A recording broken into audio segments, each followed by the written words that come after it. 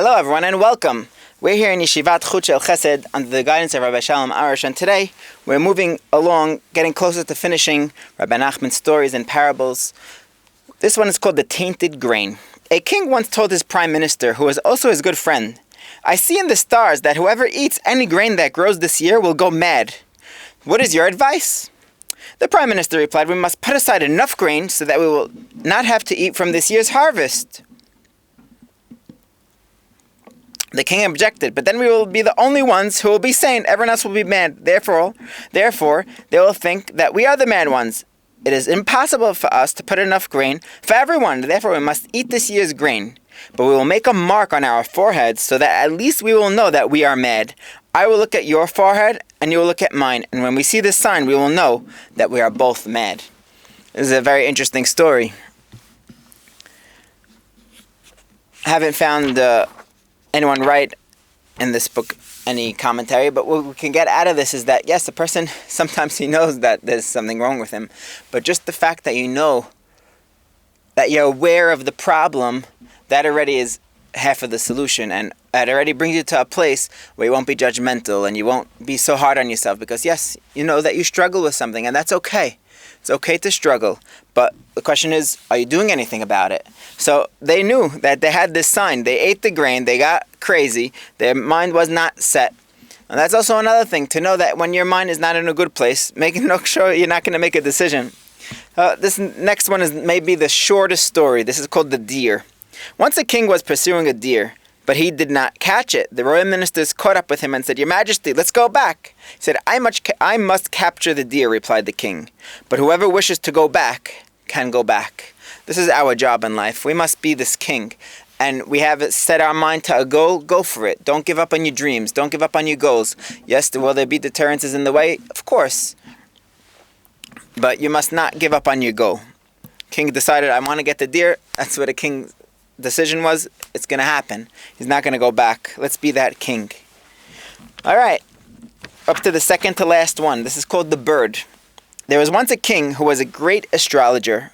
One year he saw in the stars that if the wheat was not harvested before a certain time, all the wheat would be ruined. It's funny, we had a story about this, the tainted grain. This is a similar story, at least for the beginning. He saw that there was not much time. He came up with the idea that it would give the harvesters every possible pleasure and all their needs so that they would have a clear mind to work day and night. They would finish the harvest before the deadline. However, the workers took what the king sent them, and they enjoyed themselves so much that they forgot to work on the harvest. Sometimes we do that, right? And then we could feel like that person here in this world. The time came and the wheat was not harvested, so that it became completely ruined. The people did not know what to do. They realized that the king would be terribly angry at them.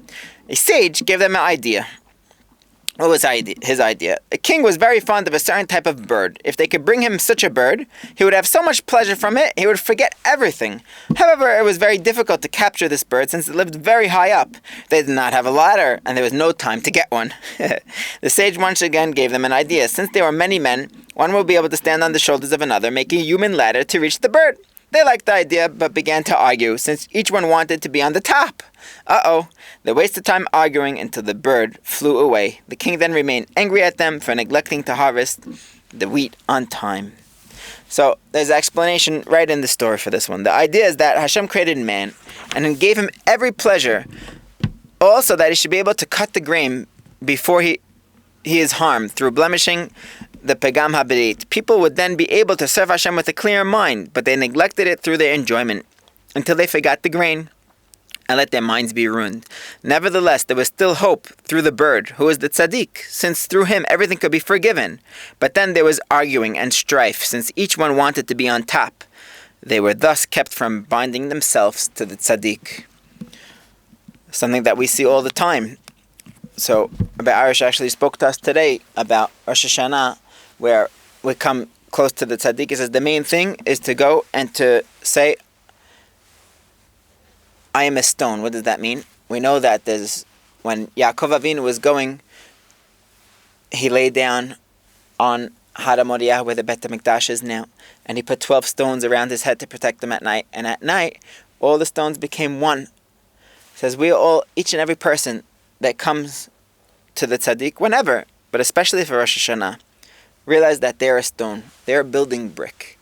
when you go and everyone brings their bricks together to the tzaddik, which we said in this story was that bird, was to bring the bird to the king, he's able to take all the stones and put them all together. When he puts them all together, then he rests his head on it and sleeps. What does that mean? He rests his head. He gives you his holiness, his chokhmah, his wisdom, everything that he has to offer, his yirat shamayim that he could give you. He can give you advice in life. All that comes from being together. But the first step is not to have a strife. And our story was the last thing that they messed up on, where they said, oh, I want to be the top one. I want to be the guy that brings the bird.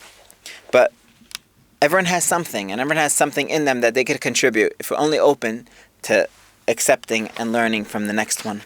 May Hashem help us to finish this endeavor. We're finishing the last story next class, and hopefully we're looking forward to moving on to the next topic. Rabbi Arush just put out a beautiful booklet called Hineni Biyadcha, I'm in your hands, and speaks about bitachon and trust in Hashem and living a real, true, and authentic life, besides for many other beautiful ideas written in that booklet. May Hashem help us to finish this one and to move on from strength to strength. Amen. Thank you for joining us. We'll catch you next time.